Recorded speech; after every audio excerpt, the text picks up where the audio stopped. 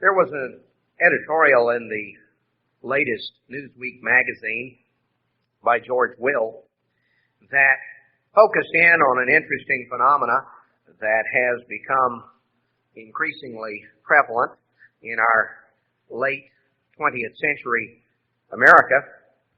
I'm going to read just a few excerpts because I would like to use this and another article to sort of set the stage for that upon which we shall focus our attention this morning. Mr. Will's article was entitled Curdled Politics on Campus, subtitled Tenured Radicals Are Trying to Turn Campuses into Authoritarian Mini-States. Now, he goes on into the article and he said these tenured radicals, often 1960s retreads, are inverting a 1960s demand. Then students demanded that universities loosen restrictions. Today's radicalism from above uses administrative power to impose and improve consciousness, quote unquote, on students. It uses various instruments of indoctrination, from mandatory instruction and officially approved thinking about race, gender, sexual preference, things of this sort, to codes of permissible speech. This is done in the name of sensitivity to the needs of diversity.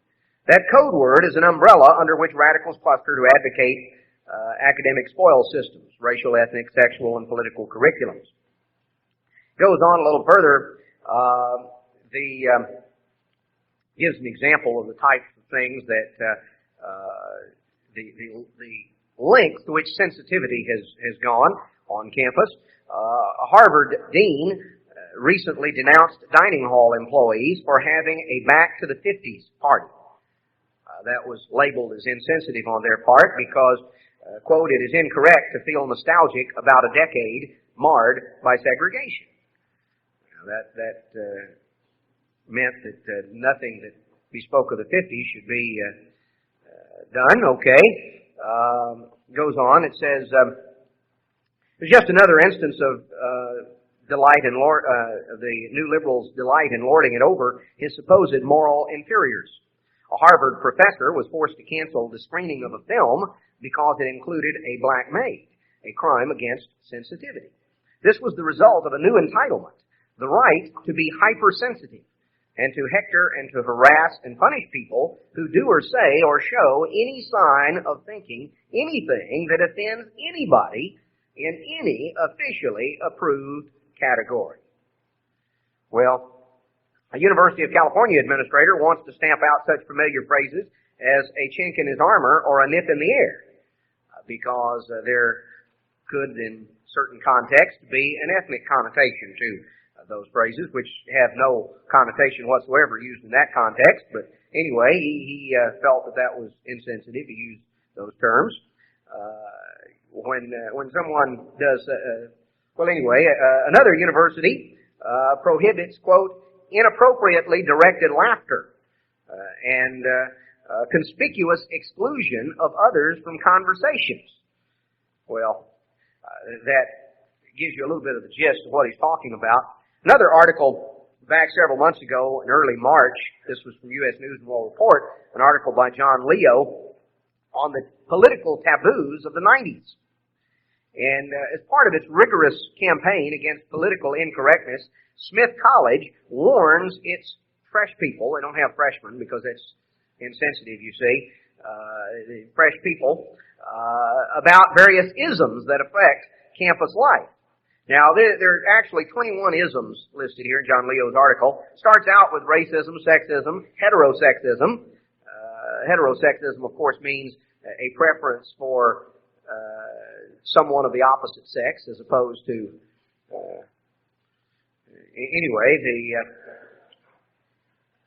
here's the list.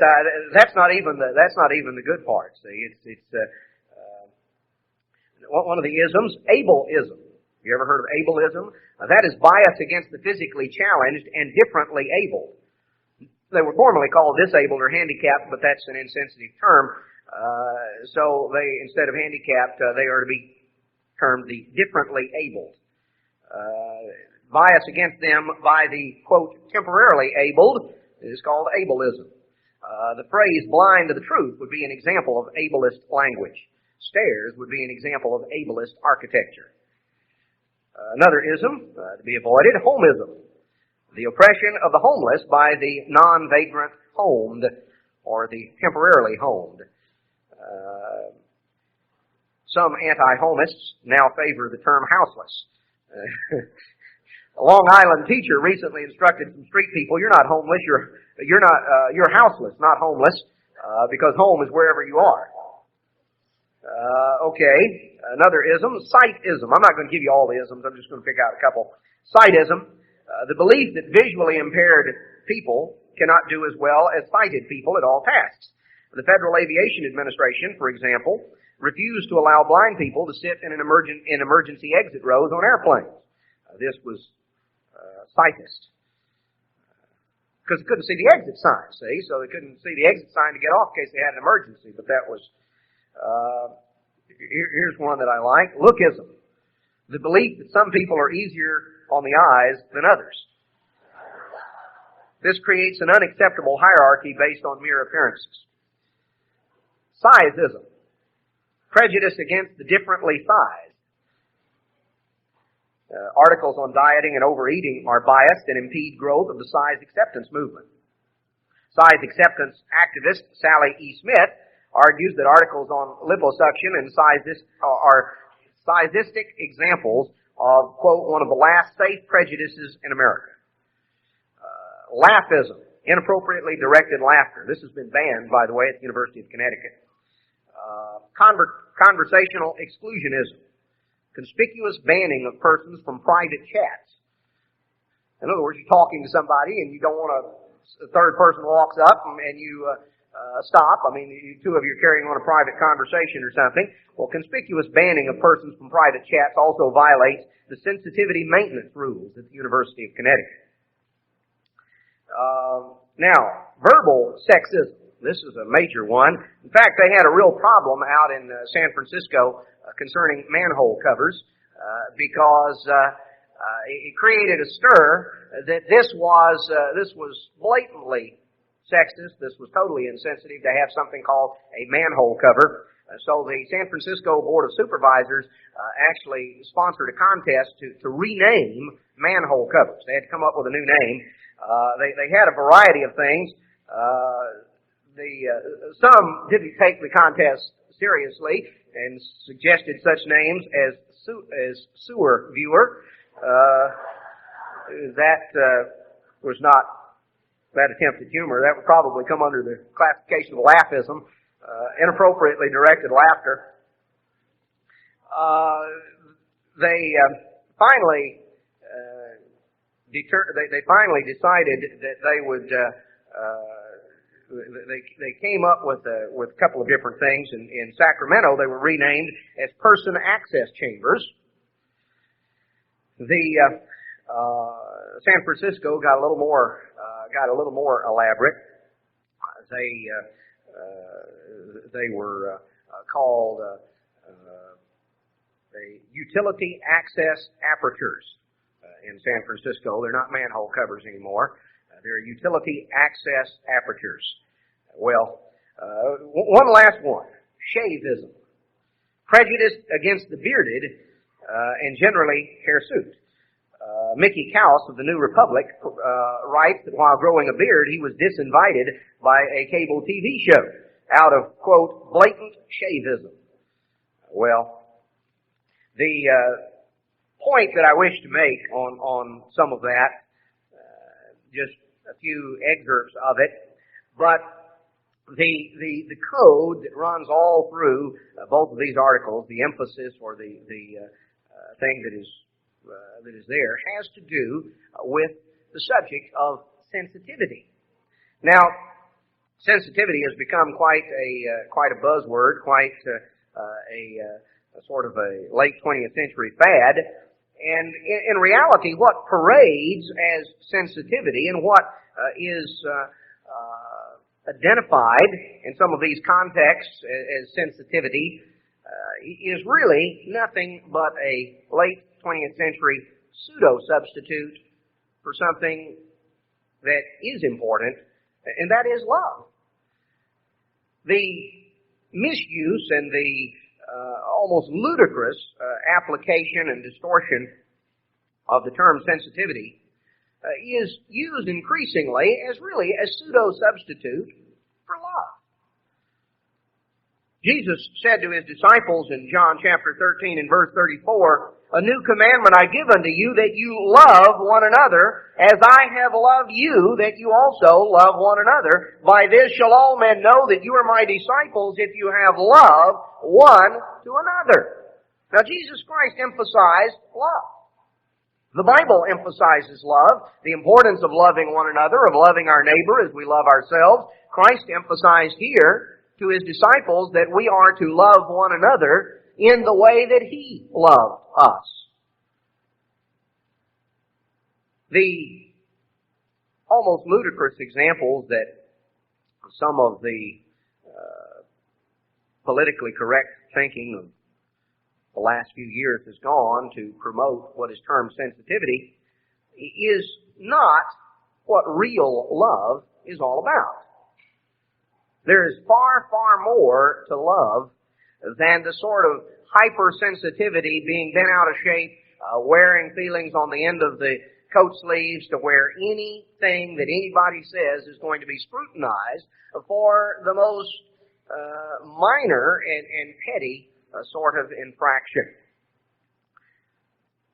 We focused last week on a scripture in the book of Ephesians in chapter 4, where we were told to walk worthy of the vocation wherewith we're called, in Ephesians 4:1, with all lowliness and meekness, with long suffering, forbearing one another in love, endeavoring to keep the unity of the Spirit in the bond of peace. And we went through that sevenfold unity that is outlined here by the Apostle Paul. A unity that is to characterize the people of God. A unity that is to characterize the church of God. That ultimately, the basis of our unity is a unity of the Spirit. And as we focus in, as we approach the day of Pentecost, we focus in specifically on things relevant to that and pertaining to that, understanding that the day of Pentecost is the day that celebrates the establishment of God's covenant with His covenant people. The new covenant, of course, is in the process of being made. It is still a present progressive. The new covenant will not be completed when Christ returns because it involves the writing of the law of God in our hearts and in our minds, and that is something that is in process right now through the power of God's Spirit. God's law is not perfectly and totally, completely inscribed in your heart or mine right now, but God is in the process of writing it there through His Spirit, which again, the day of Pentecost celebrates. The establishment, the making of the covenant, it celebrates the giving of the Holy Spirit. It is a day that focuses in on the church and its purpose and what makes the church the unique body that it is. Because we're told here about the unity of the Spirit, but it is with lowliness, with meekness, with long-suffering, forbearing one another in love, keeping the unity of the Spirit in the bond of peace. Love is at the basis of our relationship with one another. God's Spirit makes possible that love. It makes possible that basis. And God's Spirit is the basis of true unity, and we focused on the different aspects of it. But this Sabbath, I would like to focus in on specifically the issue of love. That characteristic which Jesus Christ said is to characterize His disciples. That is to be a hallmark of His true people. And real love, the love that is defined in the Scriptures, is not to be confused with the substitutes, with the fads, with the various ideas and attitudes of people that come and go. It is not to be confused with something that really stops far short of what is real love. We should never settle for a substitute, for a secular substitute for what is to be the reality of the love of God shed abroad in our hearts by the power of the Holy Spirit, directed out toward others. The Apostle Paul laid great emphasis on love and an explanation of what love is in 1 Corinthians 13. He said, "Though I speak with the tongues of men and of angels, and have not charity." The Greek word agape. It means love. The word charity is used here in an older English sense. When we think of charity, we think of donating used clothes to the Salvation Army or something of that sort. And the word here means far more. The word charity used in the Old English sense was a much broader word than our modern use of the term. It meant really love in action. Love that is not simply a feeling or an emotion, but an attitude of life that is reflected in our conduct. That was the meaning of charity at the time the King James translation was made. A much broader meaning than what the word has for us today. Love is a better, more modern English sense, though, again, even the word love is so misused. You know, virtually every song is about love, or purports to be about love, but when you really listen to what the words are, it's about anything but love. It's usually about lust. It's about selfishness. It's about all sorts of things that parade and masquerade under the name love. But the word that is used here in the Greek language, agape, that is translated charity in the King James translation, that word, in the way that it was used almost 400 years ago, was a very good rendering of agape because it had to do with an attitude of love displayed in our actions and in our conduct. Charity was a broader term. And so Paul says, if I have not charity, if I have not love, I have not agape, I have not this attitude that will be displayed in my conduct, in my relationship, in the things that I do to and for and with other people. If I have not this love, this real love, godly love, I am become a sounding brass or a tinkling cymbal. Though I have the gift of prophecy and understand all mysteries and all knowledge, and though I have all faith so that I could remove mountains, and have not love, charity, this real attitude of love and concern that reflects itself in what we do, I'm nothing. Though I bestow all my goods to feed the poor, and though I give my body to be burned and have not love, it profits me nothing. In other words, you can do even the right things for the wrong reasons and it doesn't count. What really counts in the long run, what God is most interested in, is our motives. There are times people do the right thing, but they do it for totally the wrong reason. Now, it may be better than doing the wrong thing, but in terms of the spiritual aspect of it, it is not something that is going to make the difference. He goes on in verse 4 and he begins to describe the characteristics. And I want us to note, sort of one by one, the characteristics. And to see that the real love, the attitude of love that is carried into action in our lives. An attitude of caring and of concern that is put into action. That is reflected in our conduct. This sort of love, godly love, is far more and quite different than the sort of hypersensitivity political fad-ism. We have another ism. It is a love. Love suffers long and is kind. Charity envies not. Charity vaunts not itself, is not puffed up, does not behave itself unseemly, seeks not her own, is not easily provoked, thinks no evil, rejoices not in iniquity, but rejoices in the truth, bears all things, believes all things, hopes all things, endures all things. Charity never fails. Now let's go through these.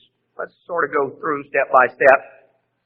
First thing we're told is that love suffers long, or love is patient. This is the way that most of the more modern translations render it. Love is patient. Now, as we go through step by step, let's understand that this is a description of the way that we're to live our lives. This is the way we're to interact with other people. When Jesus said, "By this shall all men know that you are my disciples if you love one another," this is the way of life that ought to reflect us in the way that we deal with one another. It ought to reflect the way we deal in our family, with our husband, our wife, our children. It ought to reflect the way that we deal and interact with our neighbor, because we're to love our neighbor as we love ourselves. And we are to love one another with a sacrificial love, the love that Christ had. What does that love entail? Is it simply a warm feeling in your heart? You know, we're warned over and over in the Scriptures, and particularly in connection with the last days. Jesus talked about in Matthew 24, a time that would come when many would be offended and would betray one another and hate one another. Christ warned of a time when there would come a sensitivity, perhaps even a hypersensitivity on the part of some, that would lead into ready offense, resentment, and ultimately turn into hatred, the very opposite of love. He warned about a potential division that could come in and separate the very people of God. The very people that ought to be characterized by a unity of the Spirit. Yet, why did Jesus give that warning in Matthew 24? It's something that applies. It's something that is important for all of us to take note of. What are the characteristics here? As we start going through them, let's put a personal perspective on it. Let's evaluate ourselves from the standpoint of how do we deal with our mates? How do we deal with other people? Are we patient? That's one of the characteristics. First characteristic of love is the matter of patience. There are many examples that we could go to in the Scriptures about that. In 2 Peter chapter 3 and verse 9, we find a little bit about the patience of God. God is love. God loves us. God so loved the world, He gave His only begotten Son. Now in 2 Peter 3:9, we're told the Lord is not slack.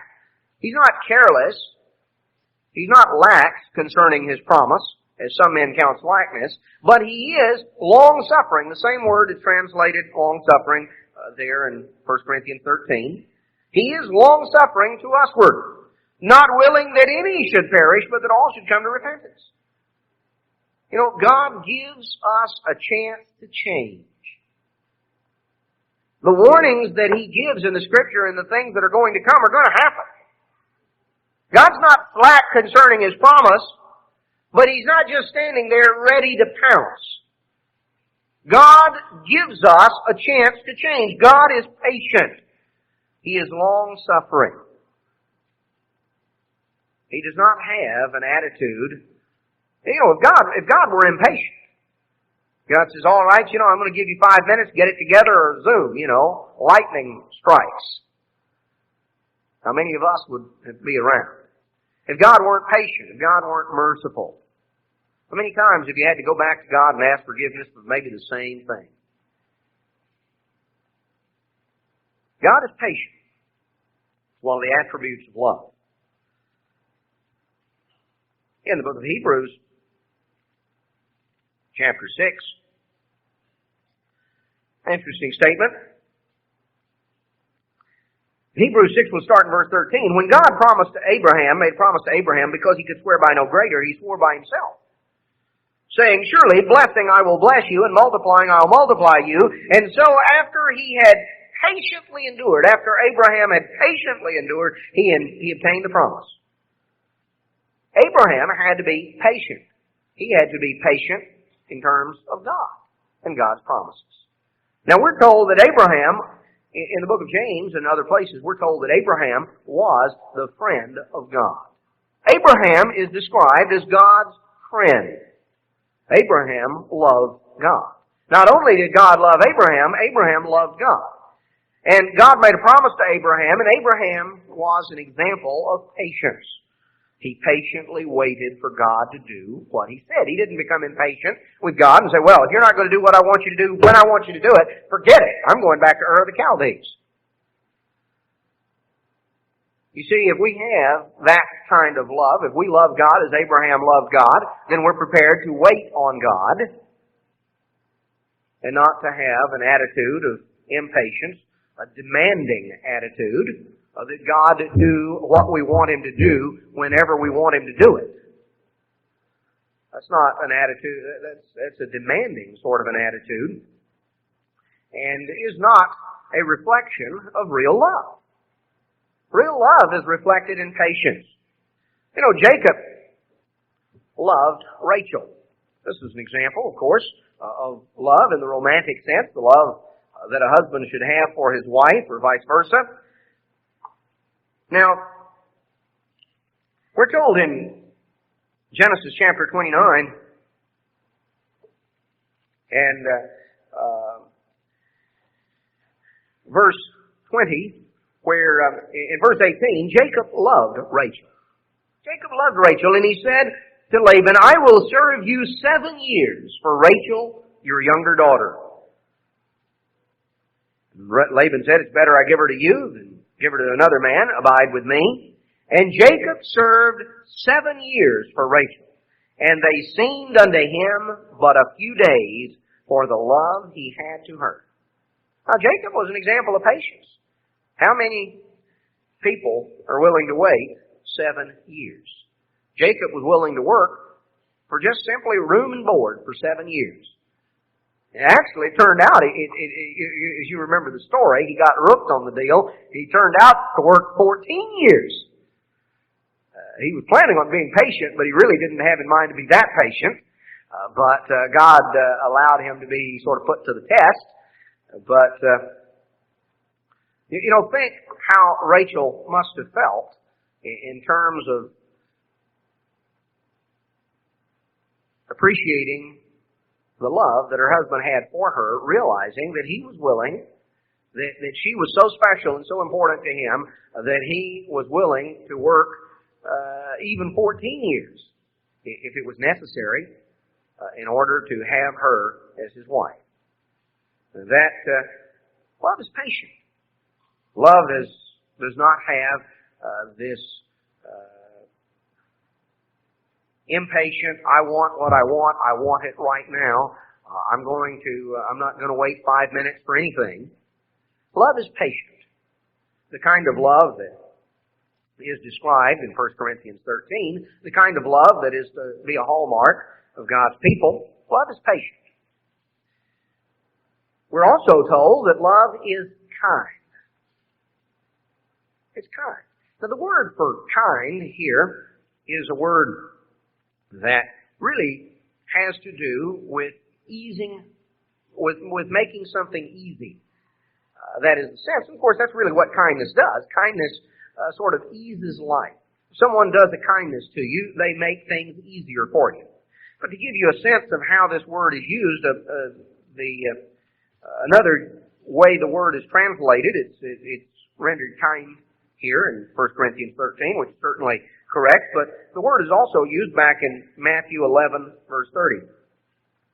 Matthew 11, verse 30, we'll pick it up in verse 28.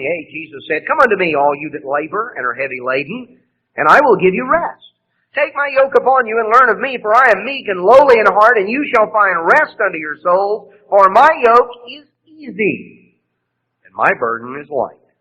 The word that is translated kind in 1 Corinthians 13 is rendered easy here in verse 30.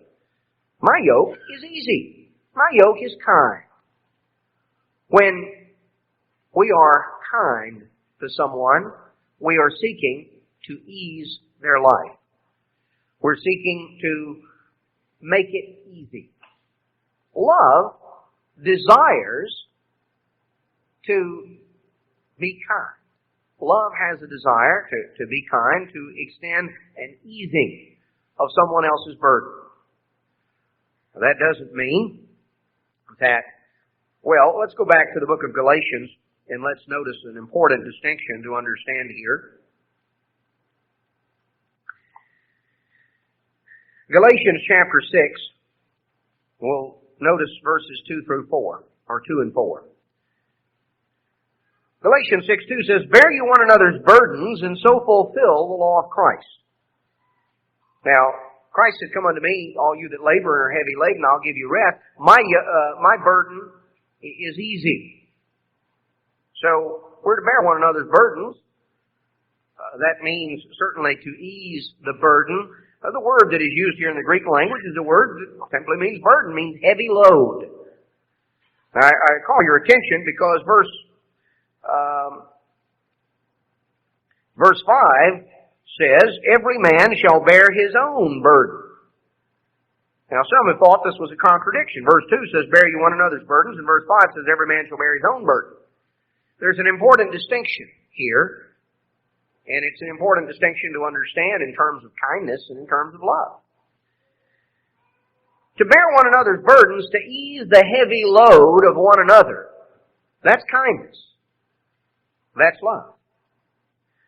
But there's also the recognition in verse 5 that everyone must bear his own burden. Now, the word that's used here for burden is a totally different word that's used in verse 2. The word in verse 2 is baros, which means heavy load. The word in verse 5 is fortion, which means task or service. It's one thing to help bear someone's heavy load. It's another thing to take their responsibilities for them. To take their task, their service, their responsibilities. We all must bear our own task, our own responsibility. We all must be responsible in the proper and appropriate sense. We don't show kindness by getting in and doing for others what they really should be doing for themselves. What is their task, their responsibility. But to help them bear the heavy load, to help them carry the load, to extend kindness, is very important. Let's notice an example in 1 Kings chapter 2 and verse 7. King David is instructing Solomon, his son. In 1 Kings chapter 2 and verse 7, David says to Solomon, "Show kindness unto the sons of Barzillai the Gileadite, and let them be of those that eat at your table. For so they came unto me when I fled because of Absalom your brother." So David instructed Solomon, he said, show kindness to the sons of Barzillai. Show kindness to his family. Now, why was David singling this man out? He says, I want you to remember this man, and I want you to show kindness to his children, to his family.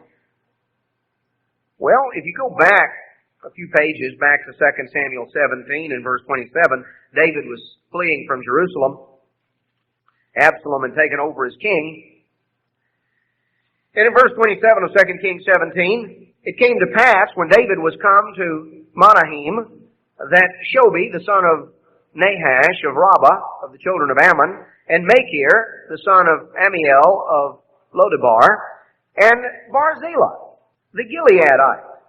They brought beds and basins and earthen vessels, and wheat and barley and flour and parched corn, and beans and lentils, and parched pulse and honey and butter and sheep and cheese for David and for the people that were with him to eat. For they said, the people are hungry and weary and thirsty in the wilderness. Now, Barzillai was an example of hospitality, an example of kindness. Even at risk to himself, because you see, David was fleeing from Absalom. Absalom had taken over. And many people thought, well, boy, I don't want to get involved. I don't want to look like that I don't want to do anything to antagonize the new king. The old king's on the run. And so David and those that were with him were hungry and they were tired. They just fled with really the clothes on their back. And Barzillai got together with several others, and they brought some things out to them. They extended kindness. One of the last things David told Solomon, he said, I want you to remember that man's family. Now Barzillai, if you go and read the story, Barzillai was 80 years old. He was an elderly man. His children, he was probably undoubtedly a grandfather, maybe even a great-grandfather by this time. So, by the time Solomon took over as king, Barzillai was dead. But he had children and grandchildren left, and David said, I want you to always remember that family and show kindness to them, because when I was down and out, they were kind to me. They did something to ease David's burden. You see, this is an example of bearing one another's burdens, of easing the load. They were kind. Kindness has to do, really, with love in action. That when it's in our power to extend a kindness to ease someone's load, that we are ready and willing to do so. Also in 1 Corinthians chapter 13, in 1 Corinthians chapter 13, we're told that not only is love kind, but love envies not. It's not envious, it's not jealous. So a great difference between the attitudes of Saul and Jonathan is one had love, the other didn't. And that certainly showed up in terms of envy and jealousy. In 1 Samuel chapter 18, 1 Samuel 18 and verse 6, it came to pass as they came that when David was returned from the slaughter of the Philistines, that the women came out of all the cities of Israel, singing and dancing to meet King Saul with tabrets, with joy, with instruments of music. And the women answered one another. They were singing, and then the song, Saul has slain his thousands, and David his 10,000s. And immediately Saul was very wroth, and the saying displeased him. He said, they've ascribed unto David 10,000s, and to me they've ascribed but thousands. What can they do more but the king? What can he have more but the kingdom? Saul was a very insecure individual, and his insecurity did not decrease when he became king. It simply multiplied, because he never dealt with the roots of his problem. You see, material things and material things don't provide security. A sense of being secure is something that comes from the within, a relationship with the above. It is not something that can totally be derived from the around. Saul had all of the trappings of physical security. How can you be more secure than to be the king? Well, uneasy lies the head that wears the crown. And Saul came to understand that, because he was insecure to begin with, and he stayed that way. In fact, it grew worse. It grew worse as the years went by. Saul was, because he was so insecure, was an extremely jealous individual. Anytime anybody received recognition or popularity, Saul, really, this bothered him. Because Saul felt so threatened by anything good that happened to somebody else, any popularity, any compliment that was paid. David was a great hero. He had slain Goliath. He was a great hero. Saul was jealous and became very envious, very jealous, because of David's new popularity. Well, we find that this jealousy, this envy, worked on him, and he was becoming increasingly mentally unbalanced. He was harboring resentments and was just allowing them to sit and fester. We come on over a couple of chapters, chapter 20 rather. Verse 31, Saul said to his son Jonathan, as long as the son of Jesse lives upon the ground, you shall not be established, nor your kingdom. Wherefore now send and fetch him unto me, for he shall surely die. You know, Saul could not understand Jonathan. Because he told Jonathan, he said, look, don't you realize his popularity is a threat to you? It's a threat to you being established as king after my death. What we need to do is collaborate. He trusts you. Let's you entice him into some place where we can have him slain in a private way, in a way that, doesn't get out and where people don't find out what happened to him. Let's do that. Let's get rid of him. Saul was so consumed by jealousy and envy, he could not understand why Jonathan was not. But Jonathan, we're told, loved David. Jonathan really had a bond of deep friendship and love with David.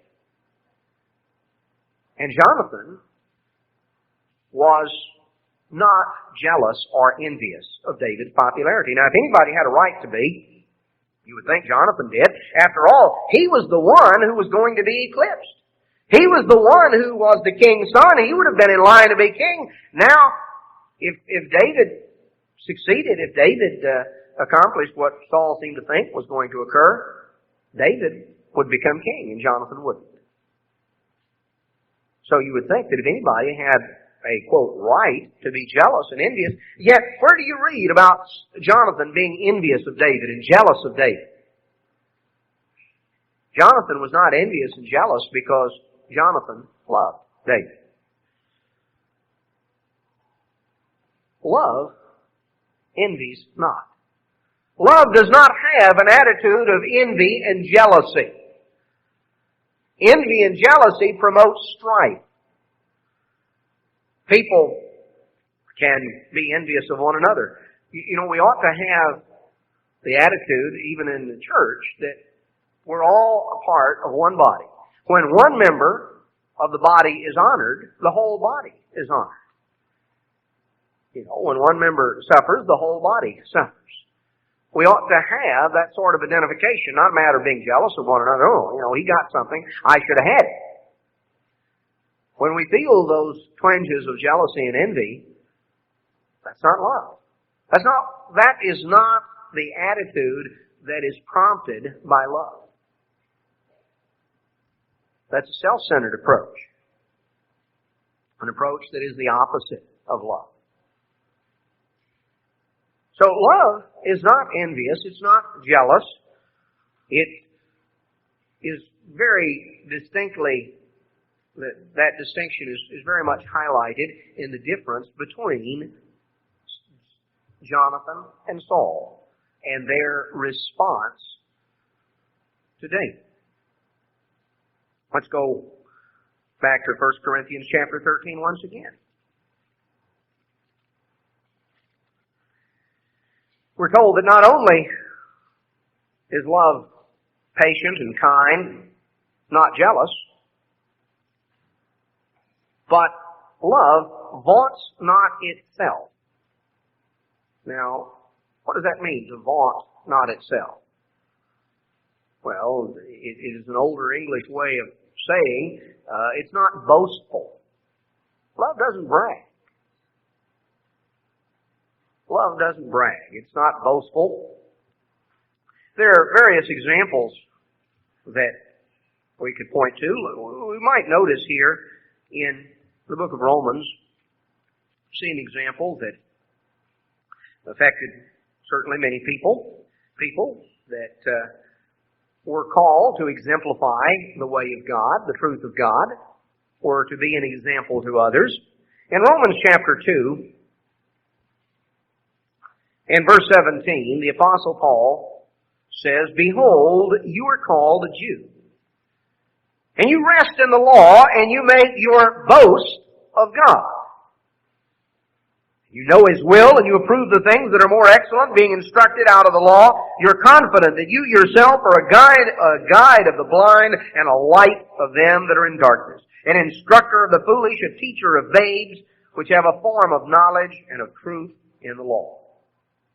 So we find an attitude that is not an attitude of love for the world, but an attitude that is condescending, that looks down on, that makes a boast of God. An attitude that is not based on the proper relationship with God, but viewing a knowledge of God and a knowledge of God's law as something to brag about. That's my claim to fame. That puts me one up on all the rest of you. You rest in the law and make your boast of God. Oh, I know God's will. I approve the things that are more excellent, instructed of the law. Here was an example that the Apostle Paul described here, an example that was not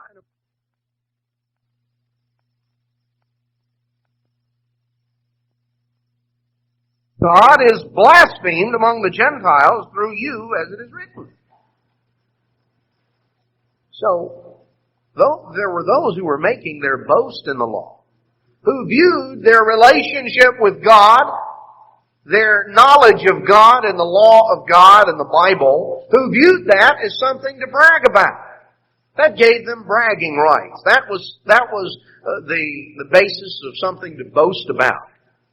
They made a boast of the law and of the superior relationship and knowledge that they had. Attitude of boastfulness. And the result was that though they boasted about the law, through breaking the law, they dishonored God and actually caused God's name to be brought into reproach. They set a bad example.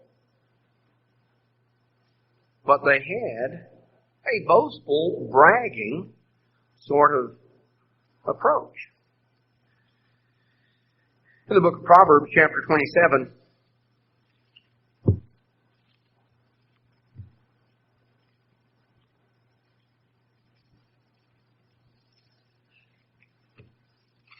in Proverbs chapter 27 and verse 1, it says, "Boast not yourself of tomorrow, for you know not what a day may bring forth. Let another man praise you, and not your own mouth, a stranger, and not your own lips." See, love is not boastful. Love doesn't brag. Here are those who boasted themselves, well, boy, I'm going to do this, and I'm going to do that. None of us know what tomorrow's going to bring. None of us can say with certainty what we're going to do on the morrow. Let another man praise you, and not your own mouth, a stranger, and not your own lips. See, love does not boast and brag and call attention. One of the things that we find here, you see, love is not self-centered. Because when we're impatient, unkind, envious, bragging and boastful, then our whole world centers around ourselves. It's a self-centered approach to life. Love is not based on trying to call everybody's attention to us and how great we are. Love is a concern toward others. It is the love of God shed abroad in our hearts through the power of the Holy Spirit. It's manifested in the way that we treat others. It's not a matter of simply going through the motions of trying to do certain things. You know, Paul says in 1 Corinthians 13, regardless of what you do, if your motive isn't love, it really doesn't count for anything. Love involves both the attitude and the action. Both the attitude and the action. It's not boastful or bragging. Back in James chapter 4.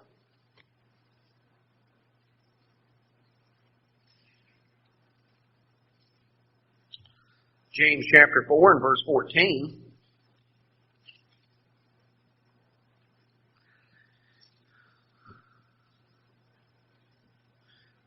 Well, verse 13, it says, "Go to now, you that say tomorrow or today or tomorrow, we're going to go into such a city and continue there a year and buy and sell and get gain. Whereas you know not what shall be on the morrow. What is your life? It's even a vapor that appears for a little time and vanishes away. For you ought to say, if the Lord will, we shall live and do this or that. But now you rejoice in your boastings. All such rejoicing is evil." You rejoice in your boastings. An attitude that is based on boasting, on bragging, that is a self-centered attitude. An attitude that focuses on the self and how great the self is. I can do this, I can do that, I'll do so and so, I'll never, nobody's going to do this to me.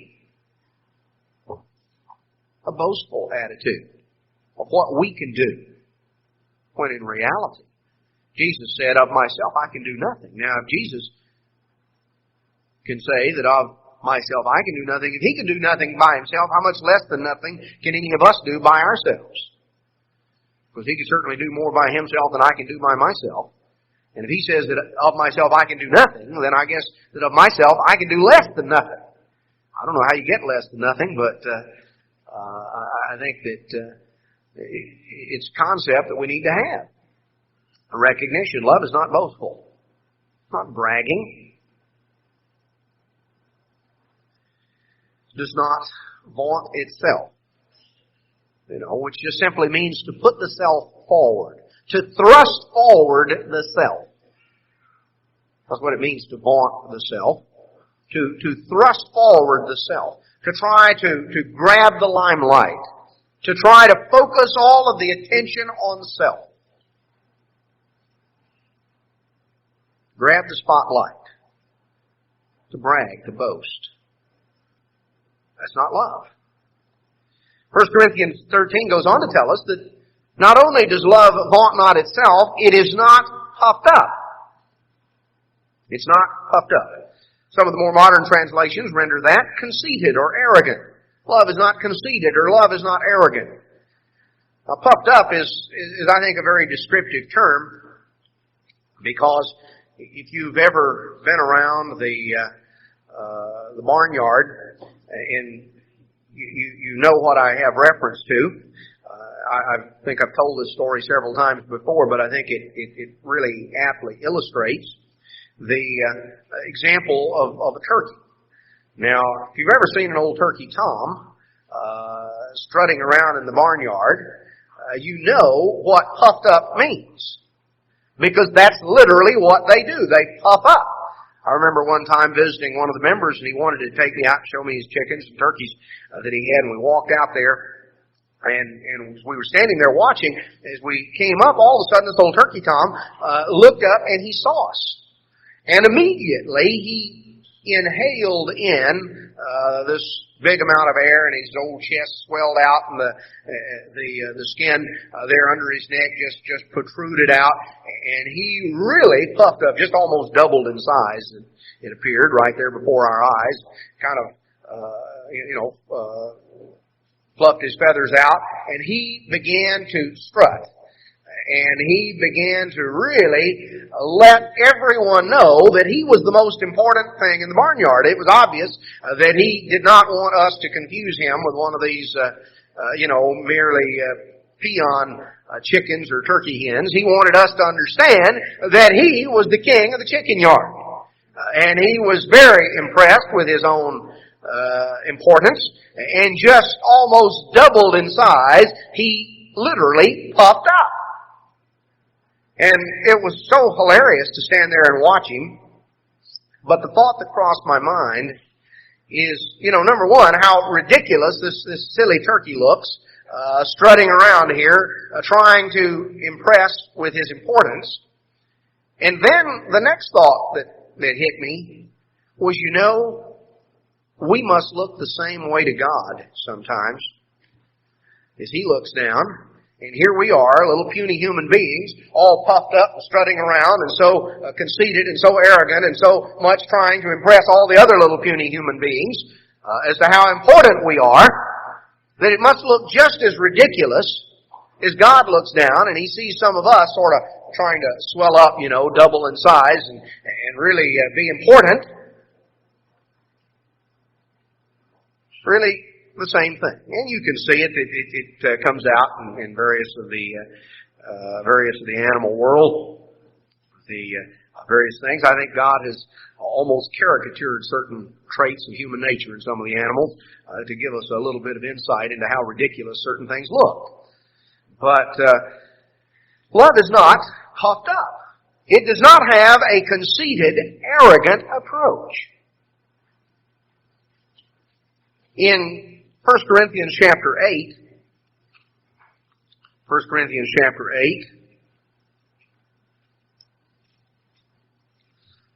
the Apostle Paul writes in verse 1, "Now as touching things offered unto idols, you know that we all have knowledge. Knowledge puffs up, but love, charity, edifies." The word here is a play on words in the Greek language, because the word edify means literally to build up. So what he's saying is, knowledge puffs up, love builds up. When something is puffed up, it's just a lot of hot air. All you got to do is take a pen and prick it, and all the air comes out. There's no substance. There's no reality. Love builds up. That's solid. That's substantial. Now when he says knowledge puffs up, what he's talking about is an attitude of mind where people know something or they learn something, they gain a certain knowledge, and what it does is it makes them conceited, it makes them arrogant. Love builds up. Builds something real. It builds something substantial. See, if any man love God, verse 3, the same is known of him. If any man think that he knows something, he knows nothing, yet as he ought to know. See, the real key is not just a matter of, there are those that Paul described as ever learning and never able to come to the knowledge of the truth. Now, it's not wrong to learn and to gain knowledge. But knowledge often by itself, unless it is utilized in love, can simply puff up. A person can become conceited, arrogant. It becomes something to show off and to try to impress others. It becomes a means of conceit, of vanity, and not something that is used to build up, to help, to step by step build other people. In the book of Philippians chapter 2, we find another example here of what Paul is describing. Philippians chapter 2. In verse 2, he says, "Fulfill you my joy, that you be like-minded, having the same love, being of one accord, of one mind. Let nothing be done through strife or vainglory, but in lowliness of mind, let each esteem others better than themselves. Look not every man on his own things, but on the things of others. Let nothing be done through strife or vainglory, but in lowliness of mind." Not a conceited, inflated, puffed up, arrogant state of mind, but in lowliness of mind. In lowliness of mind. Jesus Christ exemplified lowliness of mind. You remember when he washed the disciples' feet there in John 13? He said, "You call me Master and Lord, and you say, well, for so I am. You show respect to me and to my office, and that's appropriate." But then he said, "Now, do you know what goes with that?" He said, "If I then, your Lord and Master, have washed your feet, you also ought to wash one another's feet." A willingness to perform the most lowly and the most humbling task. A task that was normally relegated to the most menial of household servants. Jesus Christ said, "Look, authority and power in the government of God are not to be confused and confounded with conceit and arrogance, some puffed up sort of an approach, but an attitude of humble service, of lowliness of mind." See, we're told in verse 5, "Let this mind be in you, which was also in Christ Jesus, who being in the form of God, thought it not robbery, thought it not something to be seized or to be grasped, to be equal with God. But he made of himself of no reputation, and took upon him the form of a servant, and was made in the likeness of man." He humbled himself. He humbled himself. And became obedient unto death, even the death of the cross. So, it goes on in verse 9, "Wherefore God has also highly exalted him, and given him a name which is above every name, that at the name of Jesus every knee should bow." Jesus Christ did not inflate himself. He was not conceited. He was willing to serve in the most humble way. God the Father has decreed that he will be recognized and worshiped. God has exalted him, but he never sought to exalt himself. He never sought to exalt himself. And that is an important characteristic. You know, you look through the Bible at servants of God and you find that God's servants didn't try to exalt themselves. There were others. You know, Korah and Dathan and Abiram and some of these, they wanted to get in and they wanted Moses' job. Moses didn't want Moses' job. You know, Moses wasn't out trying to thrust himself forward and to grab all the glory. But his competitors, they wanted his job. They wanted his job. They were conceited. They were puffed up. They were arrogant. 1 Peter chapter 5.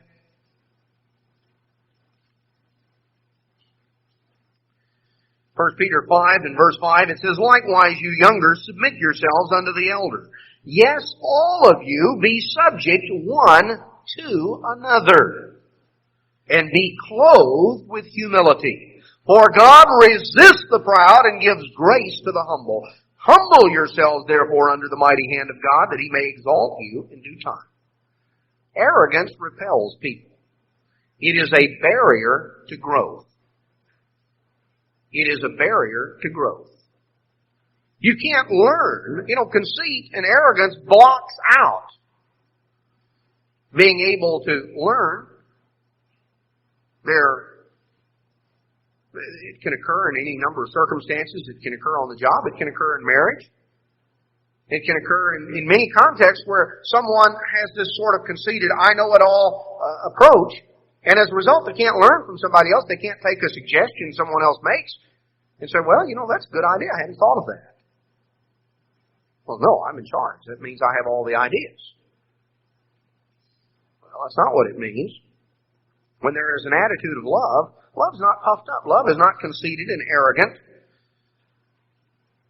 but rather a willingness of all of us to be subject one to another, to be clothed with humility. Realize that God resists the proud. He gives grace to the humble. To humble ourselves under the mighty hand of God, and He'll lift us up. You know, God will build us up, not puff us up. Love leads to being built up, not simply being puffed up. So, love is patient, it's kind, it's not envious or jealous. It does not thrust itself forward through boastful bragging. It's not conceited or arrogant, all puffed up. 1 Corinthians chapter 13 goes on to tell us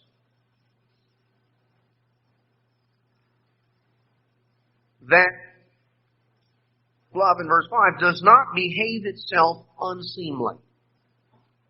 Now that's an old-fashioned way of saying something. Does not behave itself unseemly. But what it describes is just about as old-fashioned and just about as gone out the door as the expression itself. Because what it has to do with is conduct that is inappropriate, that's rude, that's ill-mannered. You know, it seems like many times people give very little thought to being rude, to being ill-mannered. One translation renders it, love has good manners. Has good manners. Good manners are a way of being courteous, of being polite, not rude. It could be rendered it does not act in a way that is unbecoming. Love shows good manners, which means proper concern, proper courtesy. Let's notice an example back in Genesis chapter 18. Abraham was a man that had good manners. He was an individual that certainly exemplified this aspect of God's nature and character.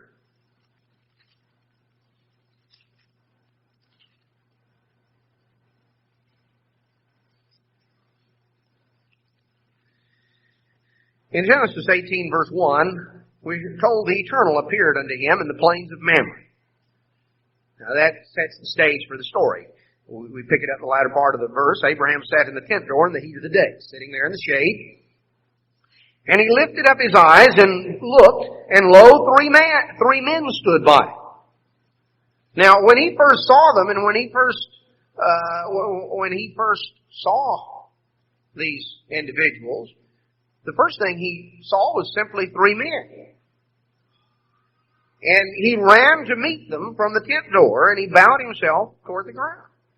He showed appropriate manners, courtesy. He was very courteous in his greeting to them. And he said, "My Lord," which is not a religious title, it is simply a title of respect.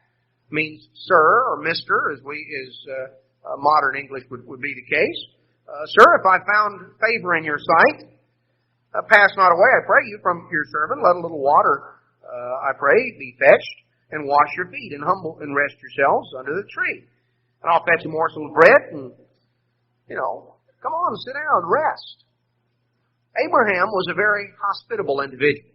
He exemplified what certainly epitomized what some of us might have termed Southern hospitality. You don't have to be a Southerner to exemplify hospitality.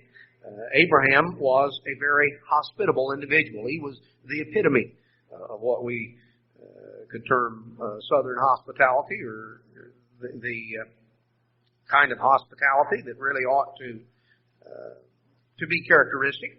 Now, in the society in which Abraham lived, there were not restaurants, there were not motels, there were not things of this sort, and people traveled. Normally by foot was the most common way, sometimes with animals, and there were needs to be extended, and it was not uncommon to see strangers coming down the road. Abraham looked up and he saw these individuals who were certainly, for all he knew, just men that were traveling between one city and the next. This was a very common way of doing things. This is not, they weren't appearing, as hobos or tramps or somebody that looked like shady characters out to knock you in the head. This is not the context of it at all. And certainly I think we understand that there's appropriate wisdom and discretion to be used. But Abraham looked out, he saw them, he was very hospitable in his greeting, extended his greeting, said, "Come on, please, let me make you welcome, let me make you comfortable. Sit down, let me get something to eat." So Abraham hastened unto the tent, unto Sarah, and he said, verse 6, "Make ready quickly 3 measures of fine meal, knead it, make cakes upon the hearth." Abraham ran unto the herd, and he fetched a calf tender and good, gave it to a young man, and he hasted to dress it. He took butter and milk and the calf which he had dressed, and he set it before them, and he stood by them under the tree, and they ate. So Abraham waited on them. He was hospitable. He had good manners. He exemplified that attitude. And in chapter 19, we find in verse 1, "There came 2 angels to Sodom at evening, and Lot sat in the gate of Sodom, and Lot, seeing them, rose up to meet them, and he bowed himself with his face toward the ground, and he said, Behold now, my lords, turn in, I pray you, into your servant's house, and tarry all night, and wash your feet, and rise up early, and go on your way." And they said, "No, we'll just sleep out here in the street." Again, this is not the origin of homelessness here. These were not the original street people, but what is being described was simply that when people traveled through, it was not uncommon. They would come into the city walls at night to be protected from marauders or from people who would be out up to no good.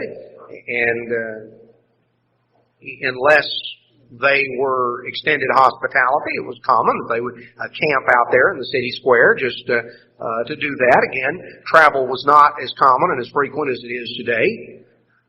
We take for granted certain things of travel, and yet some of you remember back, the motels and things that dot our landscape really don't date back that far. Back in the 40s and the 50s, the tourist courts that began to spring up that because as people travel the country, because of the automobile. You know, if you go back to Mr. Armstrong's autobiography, when he traveled out to Oregon back in the 20s, he described stopping and camping along the way. Because that was, as you traveled, you know, you didn't cover a whole lot of miles in one day, and a lot of the places you traveled, you stopped and camped. And this was simply the case. People would extend hospitality. They would extend good manners in some cases. I remember a story my father told years ago, which would be, I think, back about 1917, when he and his family made a trip. They were in the process of moving in a team and wagon, distance of about 65 miles. But it was a journey that took them several days there in southern Arkansas.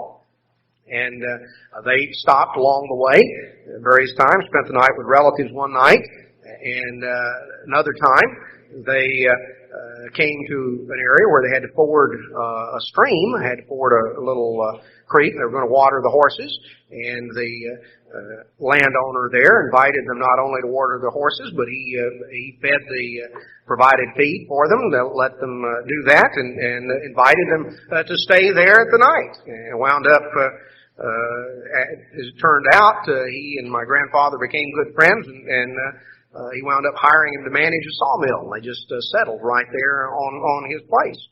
But that sort of thing, which has very quickly passed from the scene in the 20th century, the different modes, different customs, in terms of travel, in terms of what is available. But what shouldn't have passed from the scene is the matter of good manners, the matter of hospitality, the matter of being courteous. You see Lot's example, you see Abraham's example, even of being courteous in their greetings, and extending proper courtesy and proper concern. Not a selfish, indifferent sort of an attitude, but a willingness and a desire to extend hospitality, to be courteous. They were very courteous and mannerly in the way that they addressed these strangers. Referred to them in a respectful way. You know, love has good manners. Whether that applies in the home, in the context of a husband showing courtesy to his wife, and perhaps opening the door for her or holding the chair, or whether it extends in terms of teaching our children to be polite and respectful in the way that they respond to their elders, to say yes sir and yes ma'am, Mr. and Miss, to show courtesy, to show respect. They're examples of love. They should be a reflection of an attitude. We live in a society where many of the forms of courtesy are very quickly becoming passé. But the reason the forms of courtesy are becoming passé is because the substance of courtesy the substance which is love, has become passé. More and more, we are a self-oriented society. And as a result, as the substance passes, the form very quickly goes with it. Not far behind. Love does not behave itself unseemly. It conducts itself in an appropriate way. It is evidenced by courtesy, by good manners. We're told love does not seek her own, seeks not her own. It's kind of an interesting translation that the French Bible has. It says, the rendering would be literally translated into English, that love doesn't search for her own interests. Love doesn't search for her own interests. Now that's a pretty descriptive term if you think about it. It means the same, but it's a very descriptive term. Sometimes there are those who are always searching, what's in it for me? Anytime they get involved in anything with anybody, they're on the lookout. What's in it for me? What am I going to get out of it? What's in it for me? It doesn't search for her own interests. Philippians chapter 2. We were there a few moments ago, but let's notice another aspect of it. Philippians 2:4. said, let this look not every man on his own things, but every man also on the things of others. It's not just a matter of looking what's in it for me. Look not every man on his own things, but every man on the things of others. On the things of others. Love does not search for its own interest. Love is not selfish, in other words. Love is not self-centered and selfish and searching out for what's in it for me. What am I going to get out of it? Because if it's not to my advantage, if all it's going to do is help you, well, I certainly don't want to do it. What do I get? Continuing on, we're told in 1 Corinthians 13, love is not easily provoked. Is not easily provoked. Now some translations render it, love isn't easily offended. That's what it means. Love is not quick to be stirred up. Love's not quick to take offense. Some people wear their feelings on the end of their sleeve. It doesn't take much to brush against them. Sort of go around with a chip on their shoulder. And anything that is said or done in any way, they're very quick to read something into it. Oh, I wonder what he meant by that. And they're very, very easily offended. Love is not easily offended. When we really love someone, we're not quick to take offense. We're not quick to try to read in motives and implications, and I wonder what's meant. Much of the sort of hypersensitivity that is becoming more and more prevalent in our nation is really a reflection not of love, but of the lack of love that characterizes our society. The fact that people care so little about one another, and they know that it's like everybody goes around, each kind of dividing up into just tinier and tinier little sub-split groups, ready very quickly to take offense that somehow somebody else, everybody's against me. Everybody's against me. And as a result, I'm against everybody else. Love's not that way. Love is not easily offended or provoked. God isn't. You know, Psalm 145, verse 8, we're told the Lord is gracious and full of compassion, slow to anger, and of great mercy. See, God's not easily provoked. He's good unto all. His tender mercies are over all His works. He's gracious. He's full of compassion. He's slow to anger, of great mercy. Proverbs chapter 14.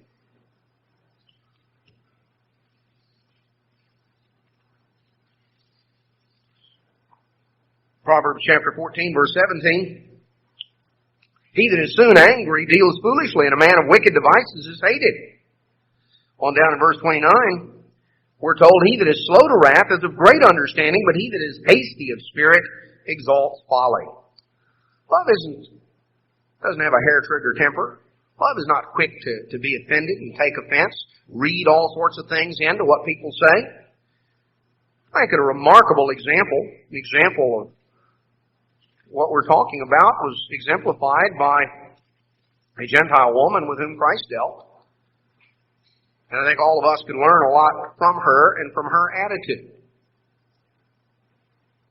In Mark chapter 7 and verse 24, we'll read the account here. It's also paralleled in Matthew 15.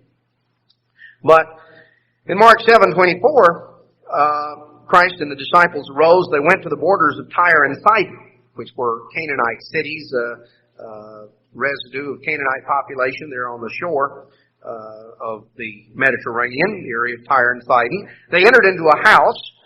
This was part of the territory that was ruled by Judea, but it was a sort of an enclave that, while there may have been individual Jews there, it was primarily of foreign population. But they entered into a house and would have no man know it, but he could not be hid. Word got out. He evidently knew someone there, stopped by, was going to spend the night very quietly. A certain woman whose young daughter had an unclean spirit heard of him, and she came and fell at his feet.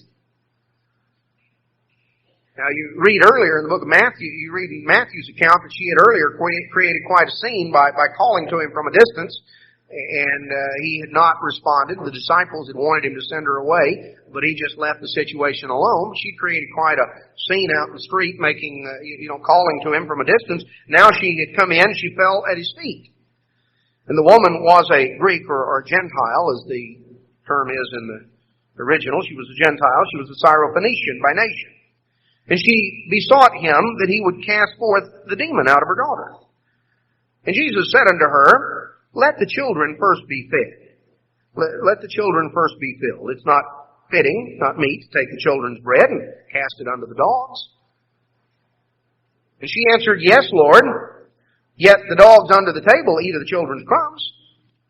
She had to come back in a respectful way. And he said unto her, for this saying, go your way. The demon is gone out of your daughter. When she came to the house, she found the demon gone out and her daughter laid upon the bed. Now, Matthew's account brings out the fact that Jesus had said, I am not sent except to the lost sheep of the house of Israel. Jesus, in other words, did not come in His first coming to deal with everybody. He came fulfilling certain prophecies of the Old Testament, and His ministry was directed there to the people of His own nation. He came unto His own. He came as a Jew. That was the foundation of the church, and that was where God was starting to work. It was going to extend out, but each in His own order. Here was a woman who had heard of Him, and she came, and she wanted Him to come and to heal her daughter. And Jesus gave an answer that some would be bothered by, but He simply gave an illustration, an example. She was familiar with it. She was not quick to take offense. She was not easily provoked. Jesus Christ was impressed with her attitude. He was impressed with her attitude. And we're told that it was because of her attitude that He healed her daughter. Even though that was really not why He was there in that locality. He had not come there. That was not where He was conducting His ministry. He had stopped off to spend the night. Didn't really want word to get out that He was there. That was not where He was conducting His ministry. But she had an attitude that certainly exemplifies the very opposite of being easily offended, easily provoked. And her example is highlighted for us. An example of love. Well, we could go on. We're told in 1 Corinthians 13 that love does not keep account of evil. It doesn't keep a list of wrongs. You could look at the example of Joseph and his brothers.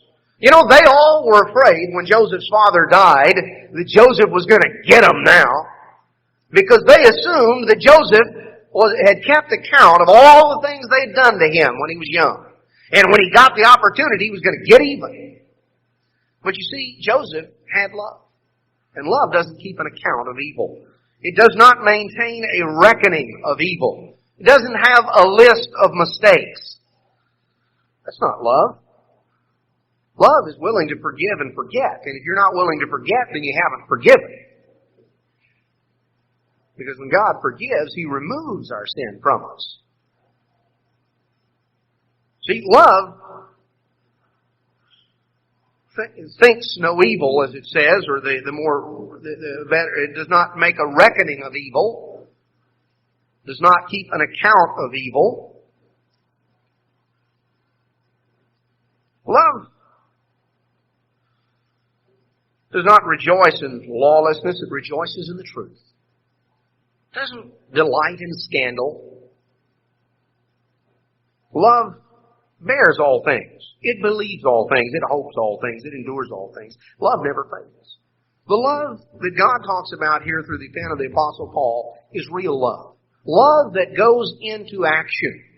Not some substitute, not some false love, not something that is mislabeled, not some sort of pseudo-sensitivity that fractures into 1,000 different little subgroups, each with a chip on its shoulder, ready to dare anyone or anything, ready to take offense at everything from freshmen to manhole covers. That's not what real love is all about. It is characteristic of a society that has become increasingly devoid of love. The real love, the love that is patient and kind, not jealous or envious, not bragging and boastful, not conceited or arrogant.